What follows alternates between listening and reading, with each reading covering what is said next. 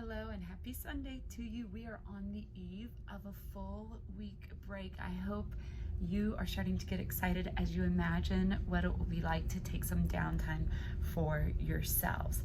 So, first thing I want to tell you is in the mornings before I get ready and head to school, I typically take a run, and sometimes I listen to music. I'm a huge music fan, but other times I listen to podcasts. And recently, one of my favorite podcasts is called Dear Therapist. And this morning, and the deal is people can write in to these two therapists who are they're great at what they do.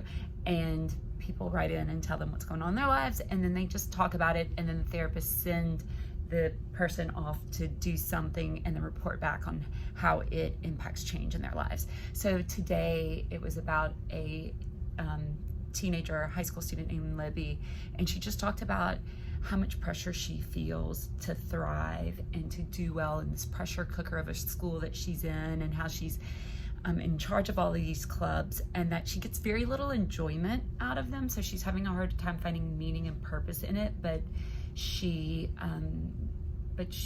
has these really lofty goals for herself.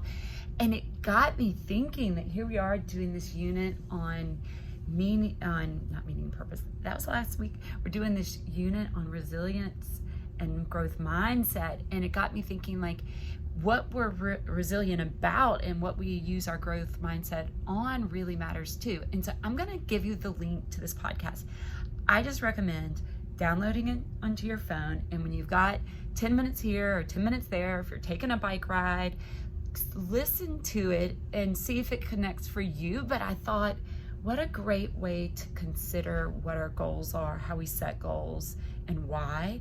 Because in the podcast, Olivia is getting very little enjoyment out of the things she's working hard on. And so the therapists really push her to consider, not trying to go after everything, but picking the things that have meaning and then using a growth mindset to go after them. If you do watch it, try to weave it into some of our work this week so that we can connect on it. You have another hangout this week, so keep that in mind.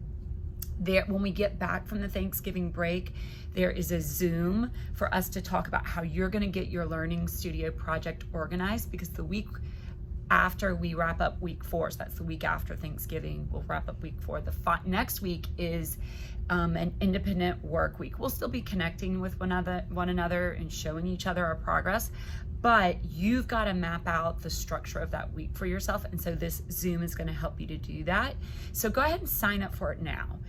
Scroll ahead, figure out where you sign up for that Zoom and do that.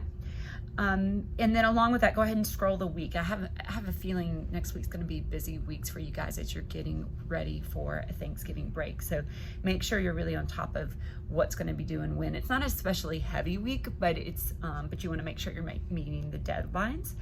And then you have 2 more ed puzzles, one on a growth mindset. Okay, I will admit, not the most exciting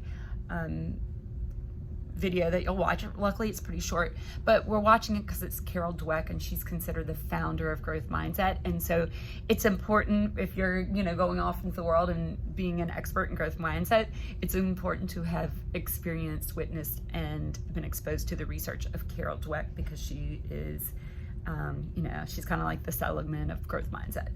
And then the next video I do consider absolutely fascinating, and it's by Kelly McDonald, and she talks about our relationship with stress, and that if we are to truly have a growth mindset and to be resilient, we have to accept that stress is going to be part of our lives. So the idea is not to not experience stress.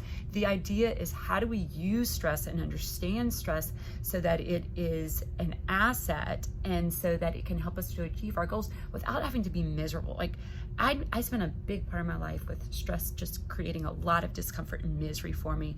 And I think teaching this course and studying people like Kelly's research has helped me to rethink, like, how do I want to experience stress so that it is not overwhelming, but instead it's an energy force that we use to drive achieving goals. Okay, here's the twist question for this week.